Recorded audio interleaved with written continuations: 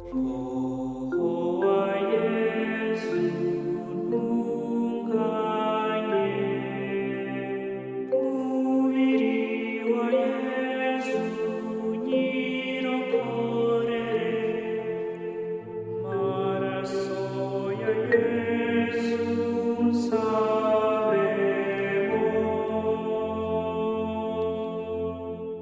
mazi yavuye mu rubavu rwa Yezu nyuhagire ibyaha, ububabare bwa Yezu nkomeze, Yezu nyiribambe unyiteho, umpishe mu bikomere byawe.